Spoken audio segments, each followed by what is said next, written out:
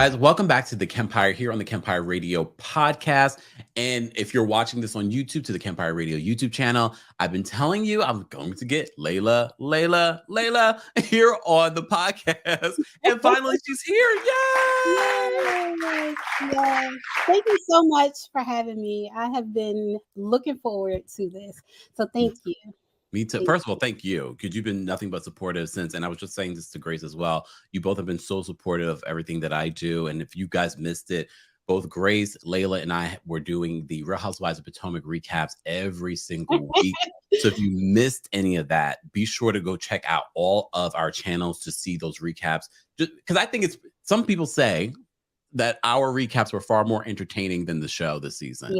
Yeah. A lot of people, I did see that a lot in the comments. And I'm that way sometimes too. It's certain bloggers I like to watch more than the actual show that they're reviewing. Or I might not even be watching the show that they're reviewing, but I'll just watch them because I like them. Yeah. That's not good that's not good for Andy and his show.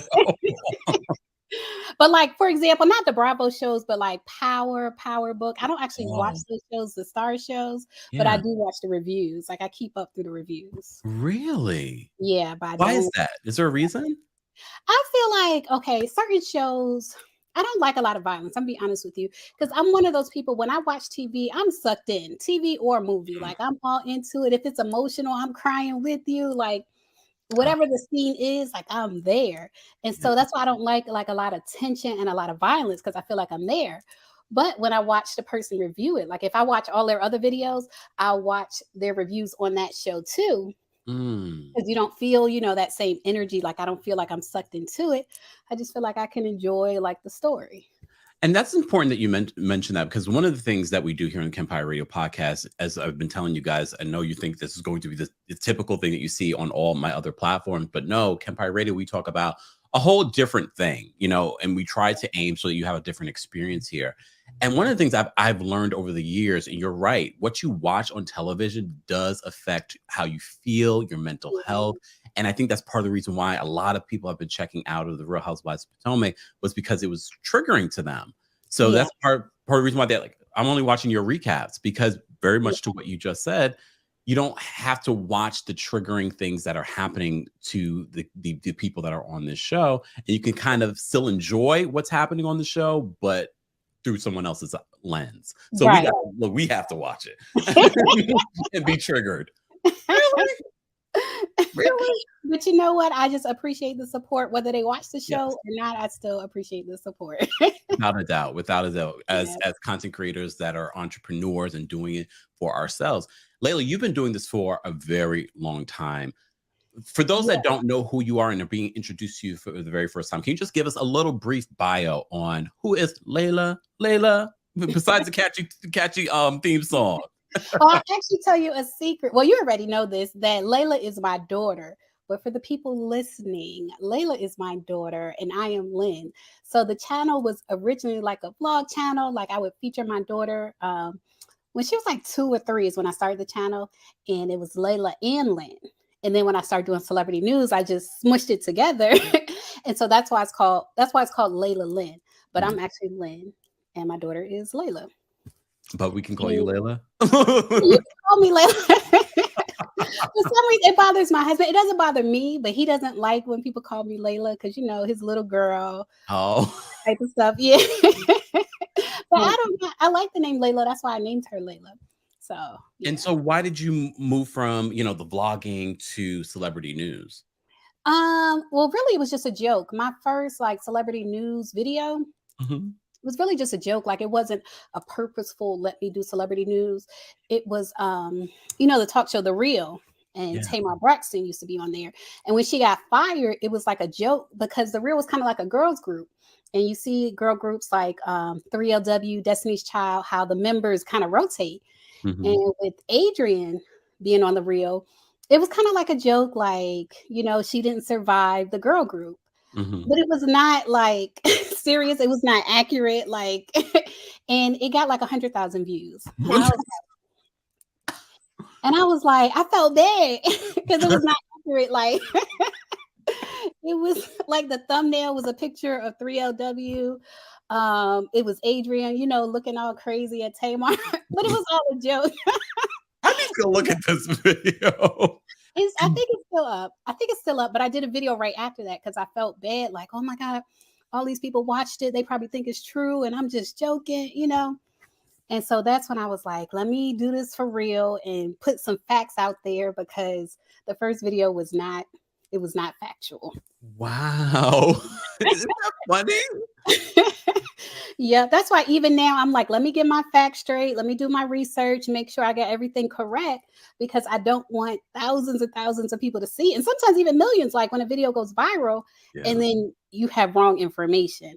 You know what I mean? I don't want that. Yeah. So that's very particular. I didn't even realize that's how it it was all a joke.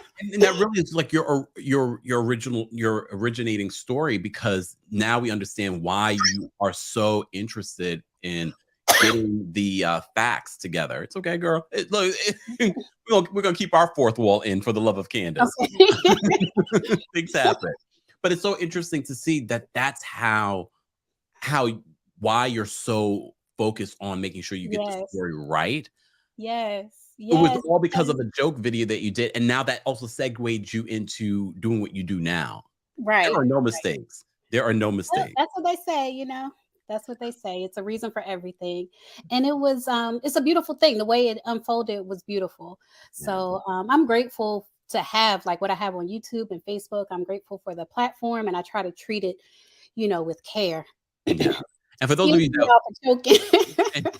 and for those of you that want to pursue a YouTube career, you have a course, right? Yes. I have the Business of Blogging with Lailah Lynn. And so that course is like it's a business course. That's why it's called the Business of Blogging, like behind the scenes, like how to set things up. Because, and you know this, when you're dealing with social media, you don't have like a lot of ownership. Like you don't actually own your YouTube channel.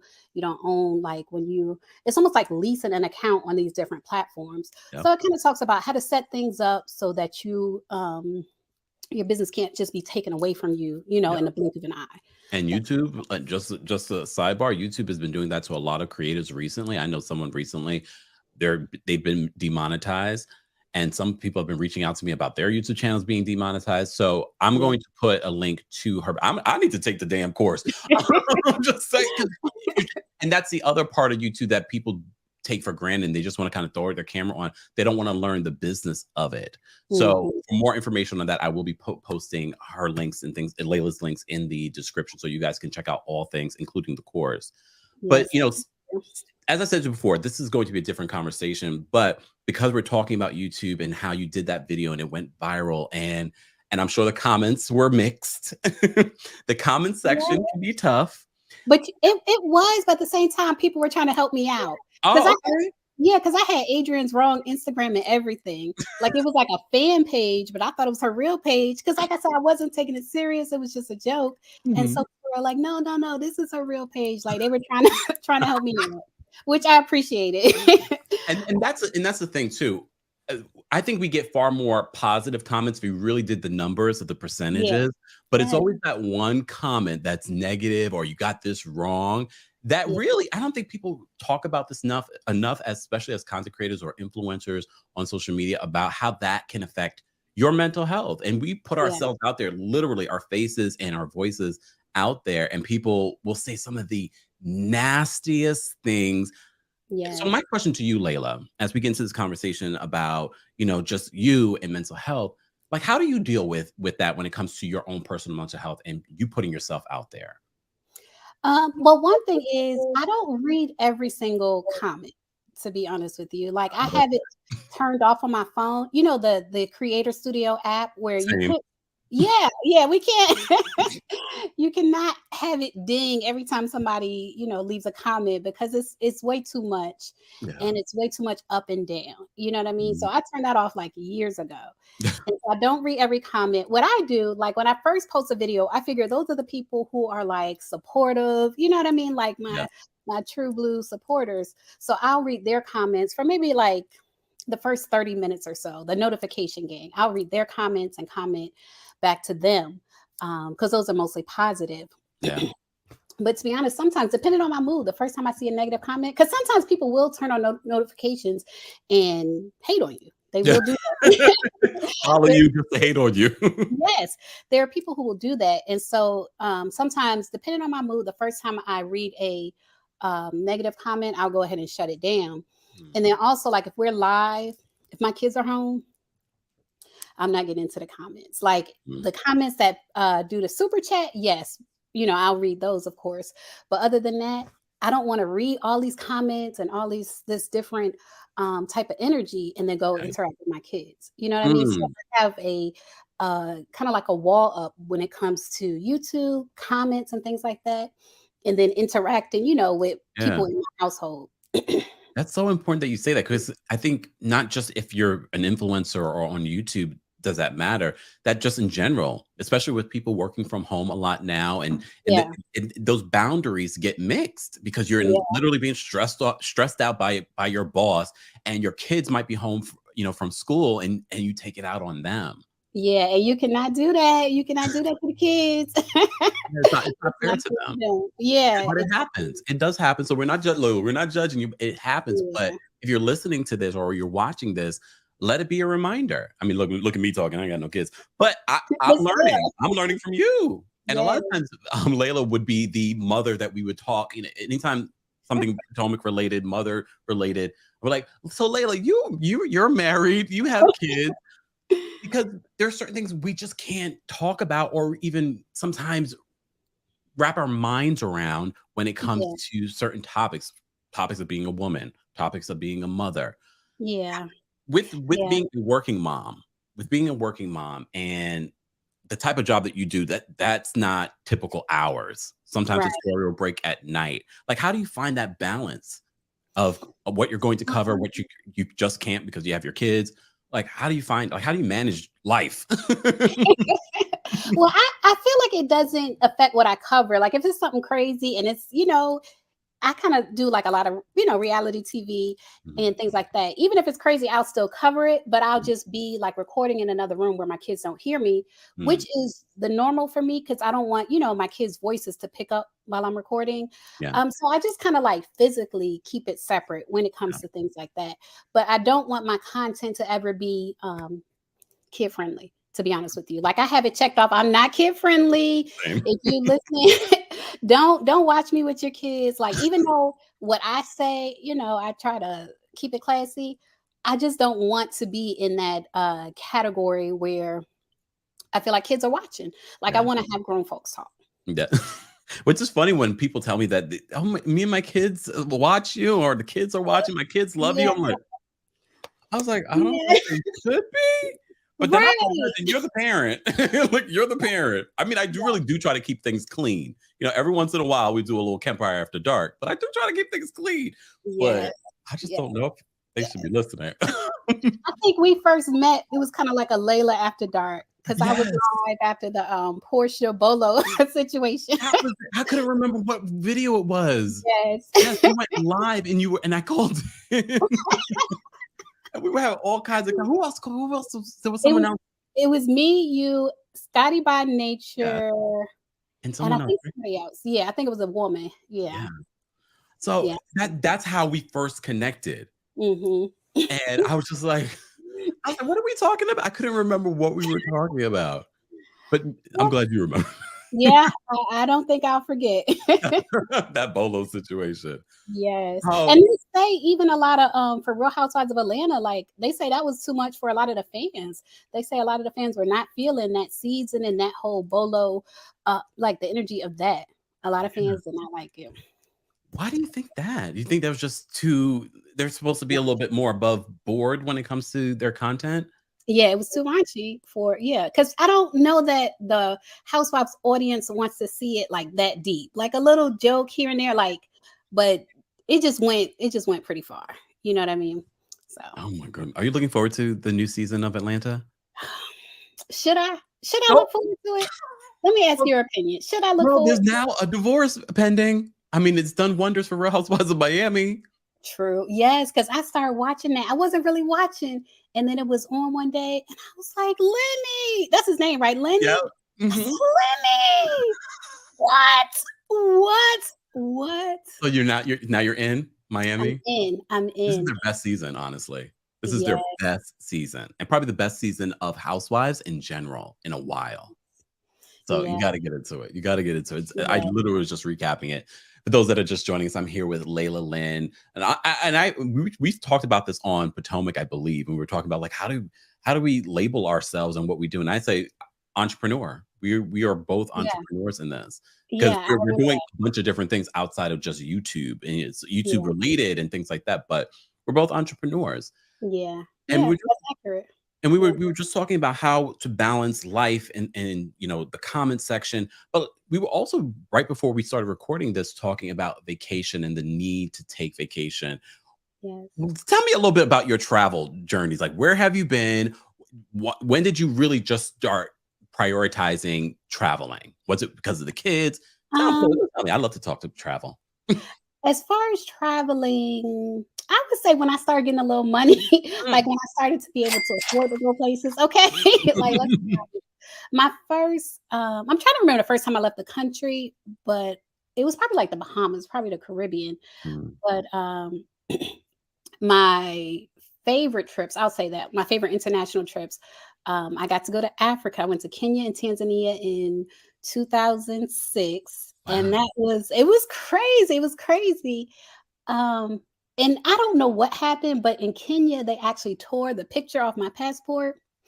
So I felt like it was a wild African adventure. Like it was crazy. And so we were actually in this part of Africa. I was with my husband at the time. We were kind of like inland in this place called Arusha near Kenya. And then we had to go to we had to drive 8 hours to the capital and get a new passport. So, but that was probably my most, I would say that's a trip that kind of stands out to me the most. Like I saw a lot of different types of culture there. In Kenya and in Tanzania, especially getting their impression of African American culture. Like they look at us like, well, I won't say all of them, but you could see where they look at us kind of like entertainment, like I don't know. I don't think I want to get too deep into it, but just seeing how they look at us as Westerners was kind of like eye-opening. Wow. That's also on my trip list. I'm considering. Okay. I won't tell anyone because I'm real squirmish about telling you people where I'm going and when I'm going. But you gotta be just saying. But I definitely want, because Africa, I think the reason why I haven't done Africa yet is because it's just so much. There's so many places of Africa that I want to see. And it's like, where do you go first? What do you do first? You should go to like Ghana. Like they have that program where they want Black people to come and I think it's called Afrochella or something like that. Yeah. I'm honest, definitely on the top list, or South Africa. I just haven't decided where I'm going or when, but I am definitely considering. I want to do Africa this year. And at least start it, because then at least, okay, I've already been here, so I can go, somewhere else. But, a lot of people, especially Black people, when they go to Africa, they talk about this feeling that they get from going there. Did you have like an enlightening moment from going to Africa for the first time? I would say no. And I thought I would. I thought I would feel like these are my people, that type of thing. But I felt so different because I guess everyone could tell that I wasn't from there, even though to me, like when I looked at how I was dressed and I looked how the other girls were dressed, like we were all like dressed similar, like jeans, casual clothing. But for whatever reason, it seemed like I stuck out. And so when you go, and mind you, I'm not in the tourist areas. This is like regular like communities, and going to the market and stuff like that, and everybody's staring at you and you feeling like we all Black here. Like, why are you looking at me?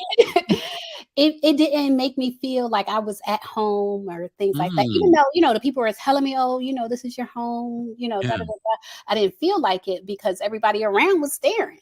So no, I didn't get that feeling. And this is why I wanted to ask, because you always hear people say that when they go, and I'm sure there are plenty of people very much like you that go and they're like, oh, I didn't feel that. And also it depends on where you go too, I'm sure. Yeah. You know what I mean? Yeah, I think it makes a big difference. The fact that I don't think I went to any tourist areas, if I can remember correctly. So maybe if I had gone to tourist areas, those people would probably be more like, welcome home, sister, you know, that type of thing. But that wasn't If you my could go back to Africa, or when you go back to Africa, I should say, where would you want to go?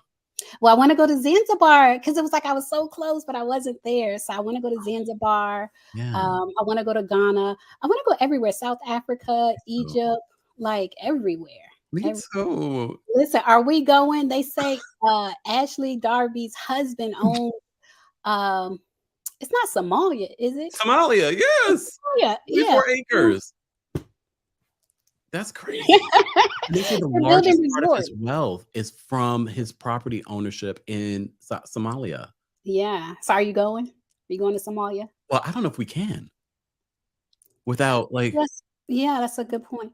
But I remember reading that part of what he's doing, other than like, you know, the airport area where he owns, like the whole thing is like, you know, gentrification on another level, like they're building resorts. Oh shoot. Well, maybe, you know, so he's just getting richer, huh? Yep. What do you think about the lawsuit against Candace? And this is why the visual version is necessary, guys. I just feel like he has a lot of nerve because, and you know what, and that's why I started my podcast, because I feel like I gotta put my opinions out there. Like I be trying to, you know, keep it in, keep it cute, but I just feel like he has a lot of nerve because I believe he's guilty. Almost everything I've seen him be accused of, I believe he's guilty. Like grabbing the cameraman, grabbing the producer. I mean, we have video footage. Yeah. And I just think he has a lot of nerve to sue for defamation. Like, I don't know if that's going to work because it's like the things that have been said about him in the public appear to be true. Like you said, it's camera footage. So I don't know if the defamation thing is going to work. I really don't. I wonder if it's going to actually go to court. Probably not.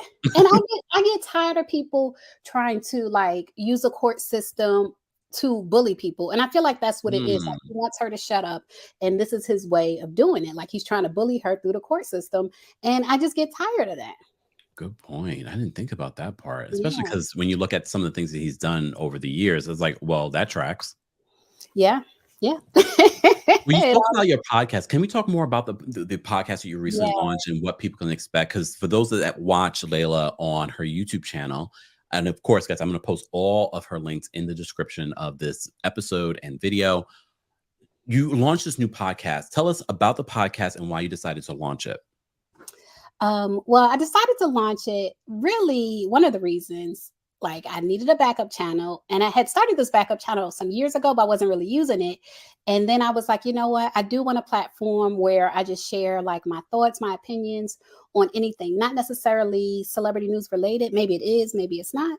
And so that's why I started it, the Lailah Lynn podcast. And I'll give you an exclusive, Kempire.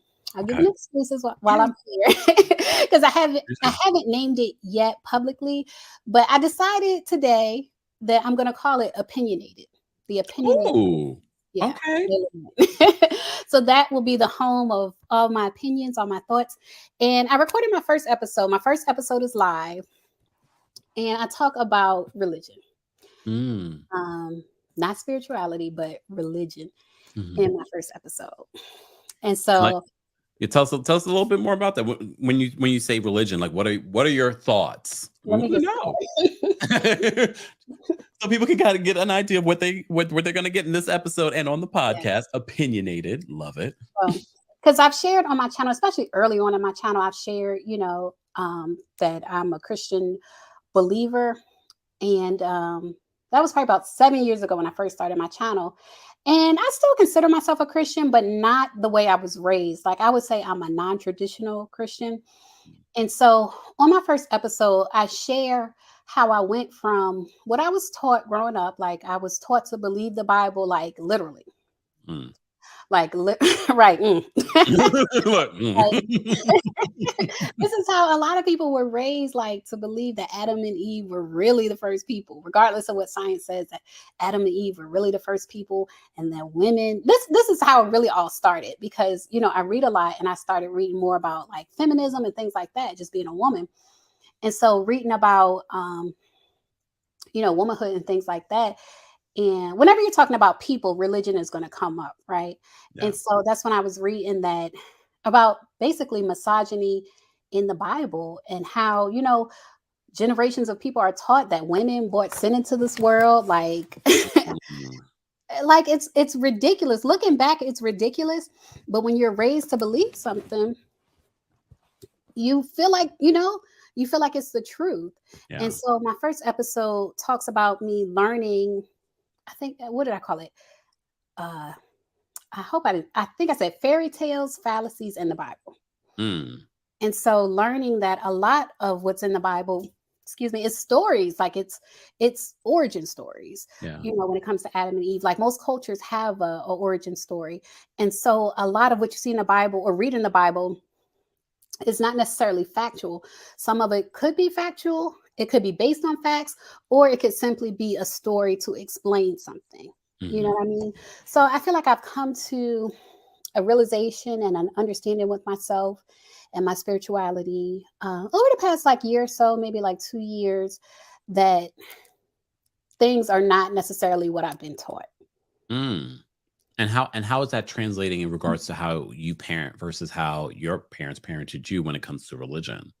Well, my mom, she parented me hard. Like my dad, he used to be a pastor. And Oh, so, you're a yeah, preacher's kid. technically, but I didn't grow up with my dad. Okay. So I don't really identify. Like I didn't grow up as a preacher's kid in the church. So I Mhm. don't identify as a PK. Yeah. But my dad, for a period of time, used to be a pastor. I was raised by my mom, and her whole family is very religious. And that's why I say not spiritual, but religious, like go to church every Sunday, go to Bible study every Wednesday, Mm. choir rehearsals twice a week. Like, Damn. yeah, like you have to show up. Like, it's all about your works and what you do for the church. And even when you go to funerals, a lot of times in my family, even in my husband's family, like the preacher will preach about what this person did for the church. And it's just like, it's all about the church. But Yeah. like, what about your heart? What about your soul? Like, to me, it's more to life than church. Yeah. And then, church people, that's a whole nother episode dealing with Right. church Because people. don't you think that's very intentional why they want you to make it about the church? So everything, all of your money, all of your time goes to the church. It Yeah. almost sounds like a fill in the I'm trying blank. to look at the camera and look at you. Like a Look, it's okay. yes, pretty much. And I don't want to name like the type of church my mom used to go to, but that church, some people do call it that Oh, because it's okay. that strict. Even my best friend like has like some really deep trauma from the church. Um, it Damn. goes really deep, yeah. But I just can't. I can't, and I won't live my life under that oppression, because that's what it really is. Like it's oppression, especially for women. Being raised to believe that you are the cause of sin. Like Yeah.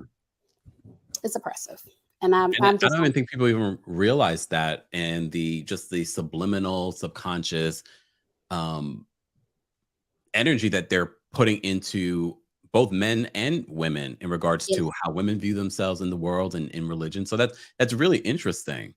So now yeah, your perspective, as you said, is a sort of like more modern version yeah. of religion. Like religion's still very important to your life.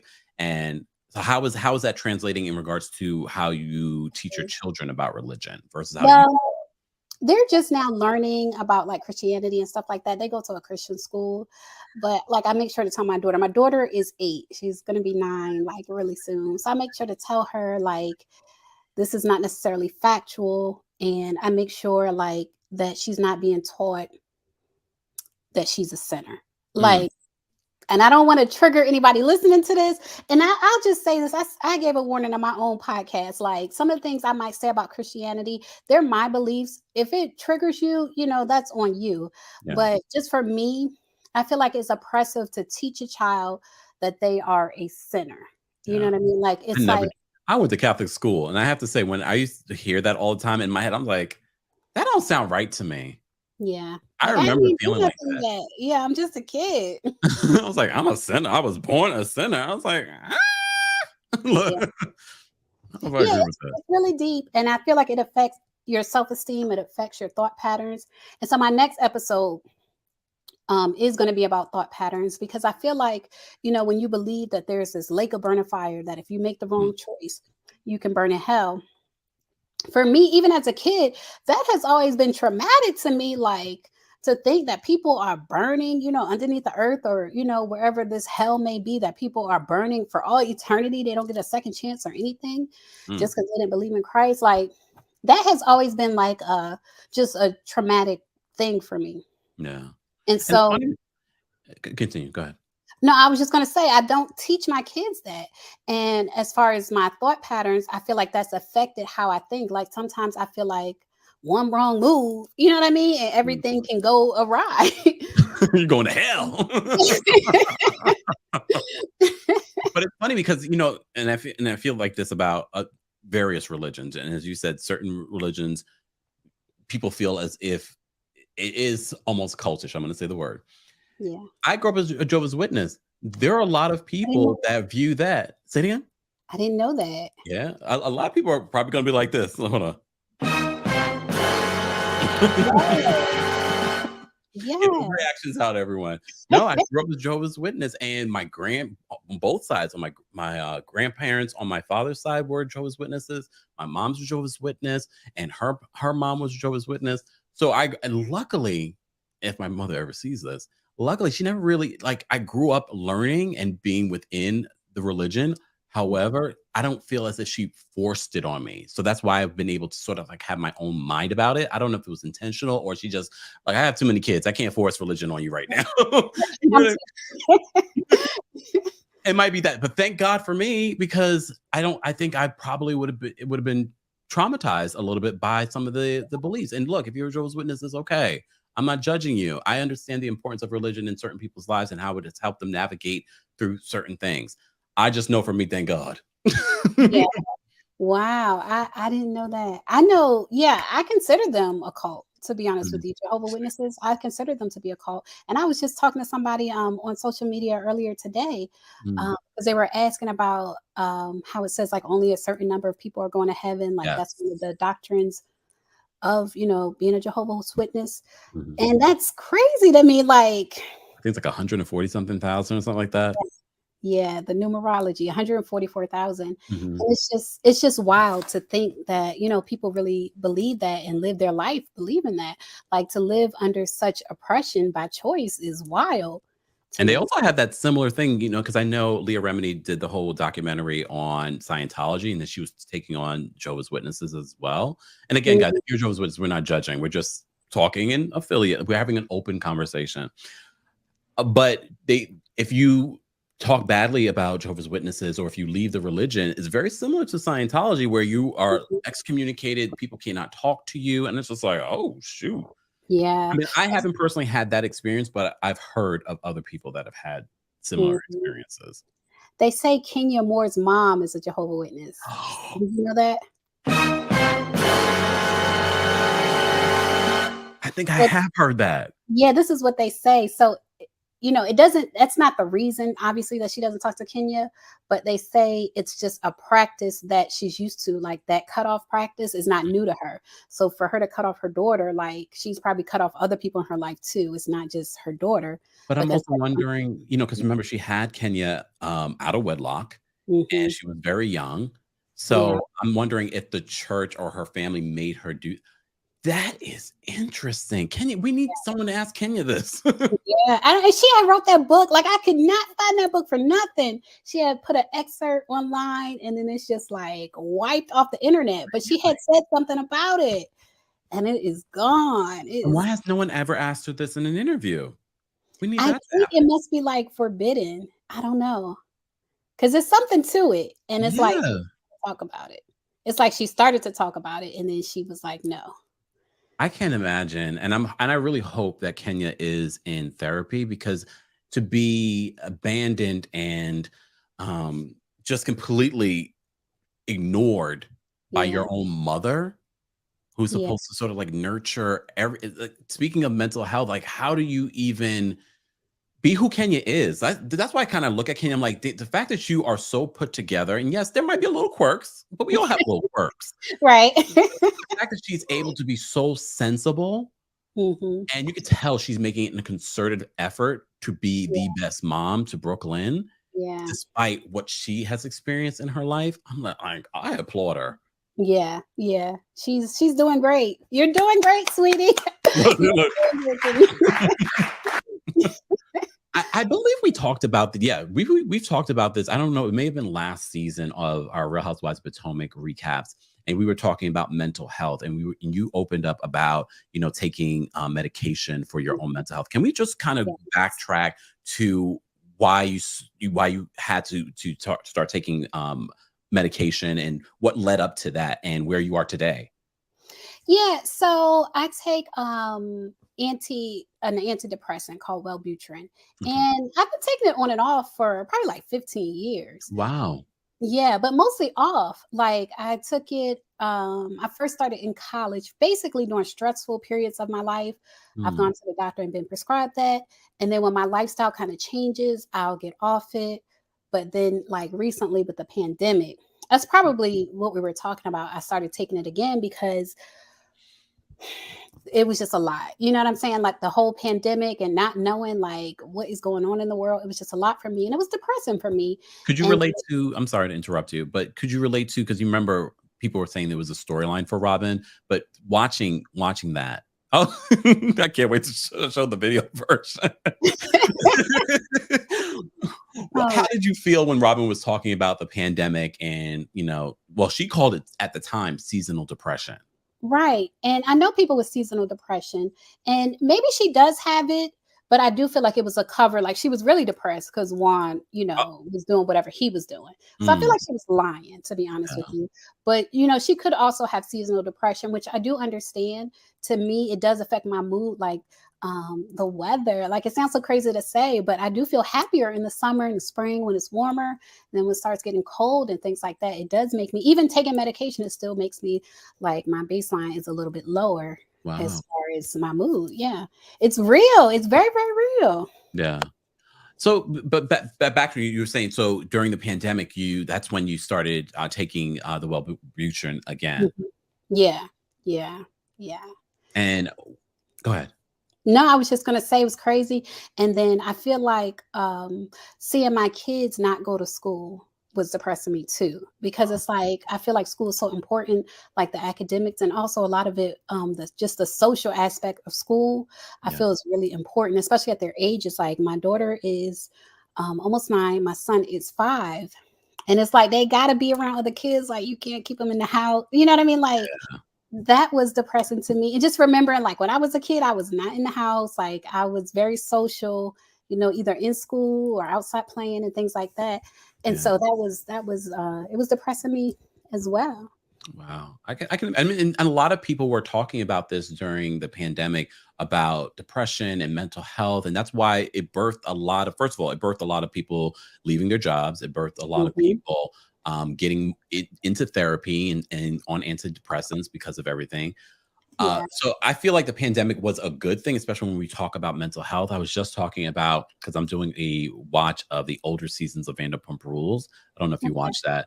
And one of the things that they talk about was when Tom Schwartz had to leave abruptly from the Mhm. job because he had an anxiety attack. And the way that they took this, the way they called him they called him a pussy. They they LVP didn't believe him. They made a big joke about it throughout the season. And I was just like, have they ever sort of like revisited that and apologized to him? Because Yeah. anxiety and an anxiety attack, that's your mental health. And Yeah. you that are having, I've had one anxiety attack ever in my life, and it was random. I was laying Mm. in bed and all of a sudden it came on. I don't know what the context could have been during the Mhm. week. Random, and I had no idea what it feels like you're dying. Yeah, I was gonna say it feels like a heart attack. Yes, It and I was really like does. and mind you, I was in college at the time when this happened, so it could've been a bunch of things. Yeah. So so for me, that is experienced one. I can't imagine experiencing that in public Yeah. while you're working, Yeah. I couldn't either, now that I think about it. Yeah. and then people downplaying it. Yeah. And I feel like especially as a man, I hear a lot of women, say they've had panic attacks. And I feel like for a Mhm. man, that's probably another element where people are like, what? You know what I mean? Like, Yeah, yeah, I can't imagine. Yeah. I can't imagine. So where are you today when it comes to, medication, your mental health, and things that you do outside of medication for your mental health? I feel like I'm in a good space. I feel like because of my lifestyle, like being a YouTuber, I feel like I get to like basically make my own schedule. So I Mhm. feel like my lifestyle is very much up to me. And I feel like that helps. Like Yeah. when I've worked corporate jobs, Mm. it was terrible. Like for me, the type of person I am, like working 9 to 5 or, whatever shift and having to deal with, people in the office politics and stuff like that, that Yeah. would kind of affect my mental health too. But I feel like, working on my own is better for me. Like I feel better mentally Yeah. doing what I do. You know what I mean? Which for me, for like corporate America, it's important for them to really start to think on how they need to prioritize their work.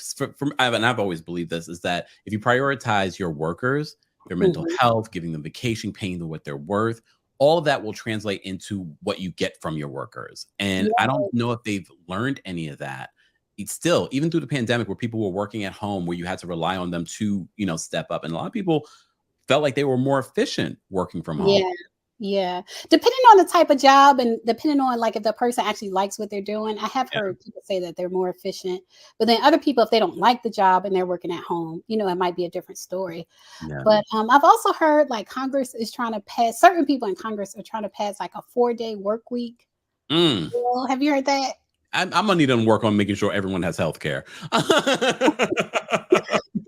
Well, let's start there, and then we can go to the 4-day work, because to me, again, that's also healthcare too. So, Yeah, yeah, it is. but can we all at least get healthcare? I don't know why it's so hard. I don't know It's not. why We it's already so know what it is. hard. Yeah. If the UA, what's the UA? The EU. What the I'm hell like, is the UA? what? If the EU can do it, Mm, we can definitely do it. As one of the, if not the richest country in the entire world, we can do it. We just we're choosing not to do it. yeah. But Doesn't mental health is Canada part have of it? healthcare. Say again? Doesn't Canada have universal health Yeah, care? they have it as Yeah. well. I hear it's not the best. Sorry, Canadians. Mm, That's what I've heard from Canadians, that it's not mm, necessarily the best, but it works. They've been doing it for years. yeah. But yeah, there's plenty of countries that are doing it and succeeding at it. Mhm. But very much like what we were just talking about in regards to mental health and healthcare, part of healthcare is mental health. And a Mhm. lot of people are not getting the healthcare that they need because of money. They're like, oh, I'm not going to go pay that copay because it's just not worth it for me. They're prioritizing the money over their actual health, which leads to Yeah. stress, which leads to people being depressed. Yeah. It's like a domino effect. Yeah. Yeah. And then Yeah. they don't want to book an appointment with a therapist because, oh, I don't want to pay that copay.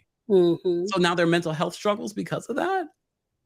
Yeah, but I always say do something, like, even if, because I know some people are just never gonna go to therapy, Yeah. like, you know what I mean? Even if they can afford it.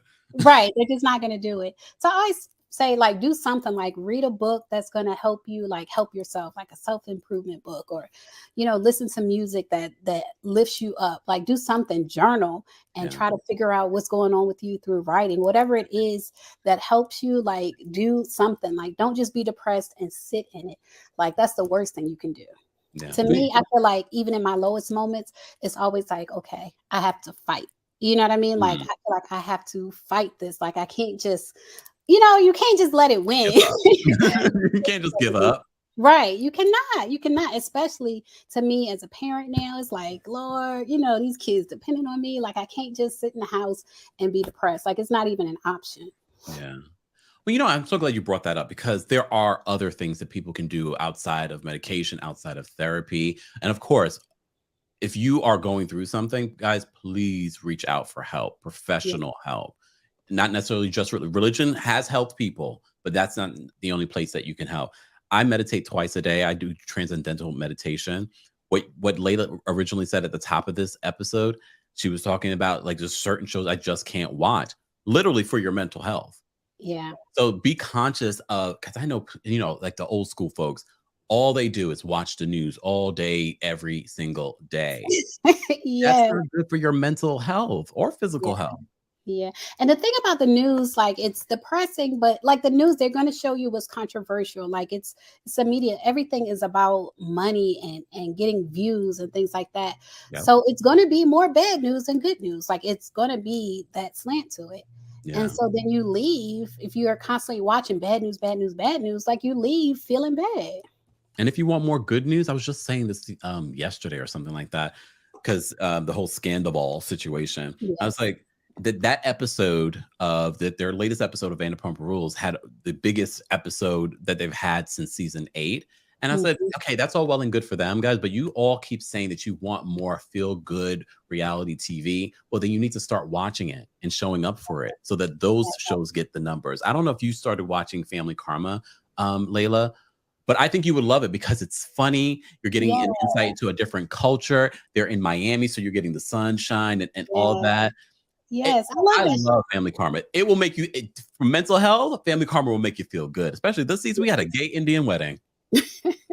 Which is very rare. You know, I went to India. I was going to say that was one of the other trips that stands out for me.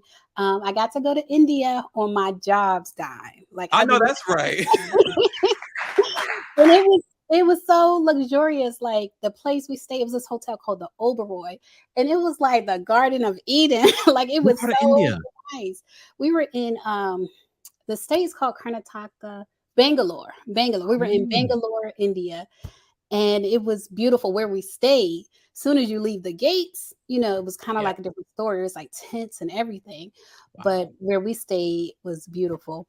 But I remember working with someone who in America, like, you know, he didn't talk to us about his sexuality, but I don't know, you just kind of got the feeling that in America, he would probably be with another man. Oh. We had this conversation about how it's not even an option for him. Like he'll probably get married. He'll probably marry a woman. You know what I mean? So he's probably married to a woman right now. Yeah. At his age, like you know. Look, Lailah, go watch Family Karma because there might be someone on there that reminds you of that person. I'm not saying anything. Everyone leave me alone. I feel like it's both of them. Like they are both. Like I think for what I know you call it a beard for a woman, you know, but whatever you call it for a man, I feel like it's both of them. Yeah. Damn. Guys, go watch Family Karma. They're not paying us, but they should at this point. Lailah, I appreciate you taking. Wait, say it again? No, I was just saying, talking about oppression, like not even being able to be with who you want. And then, okay, I don't want to get into it, but the fact that she was like, I think she said it was their honeymoon night the night of their wedding. He spent it with the other guy. I forget their names. Oh, I know what you're talking about. No, that's not who I'm talking about, but I know what you're talking about. You're talking about Vishal and Amrit. I know people think Vishal is. I don't believe Vishal is. I'm talking about an older Indian person on this show. Okay. I don't want to say the name, but you guys, we'll talk. Everyone knows what I'm talking about. Monica's dad. Okay, anyways, moving on. Okay. Just saying. Okay, this is why you guys got to see the visual version. Okay. It's such a good show. It's such a good show. Lailah, what is coming up for you that people should be on the lookout for? I am going to do more on my podcast channel, the Lailah Lynn podcast. I am going to do more podcasts and just like talking about things that are in pop culture, but just kind of like, you know, giving my opinion on it. And then on my channel, more celebrity news, more throwbacks, and more 90s, 2000s type of stuff. I'm really looking forward to that on my main channel. Yeah. Can you tell us a little bit more about the throwbacks you recently did? Because I thought they were so cool. Oh, I did Girlfriends. Like I did a Girlfriends marathon. I'm still doing a Different World marathon. I have a Family Matters video that I haven't released yet, like all the tea from that. I like to do like the TVT. I got to get more into the music, but I like to do like the TVT, like the 90s, 2000s sitcoms. Like those like the best time for TV. Let's be honest. We had so much at that time. We don't have that now. Yes, even movies like that was like for a Black film. That was a time. It was really a time. So yeah, more of that. That's amazing. First of all, thank you so much for doing this. I think this was such a great conversation. Yes, it's fun. As I told you guys before, here on the Kempire Radio podcast, it's It's very different than what you're getting on any of the other platforms. And this is why you should check out everything that Lailah has in the works, her podcast, her YouTube channel, her Facebook, all that will be available in the description of the video and of this episode. Lailah, thank you so much for being here. We're going to do this again. And maybe I'll bring Grace. We can do it like our own sort of maybe like mid-season of Atlanta or something podcast. Yes. Yes. And I got to get you on my podcast. Yeah, of course. I got to get you on. Of course, definitely, without a doubt. Thank you so much, Lailah, for being here. And thank you all for listening. Don't forget to rate and review, and don't forget to support Lailah by following, subscribing, and doing all the things.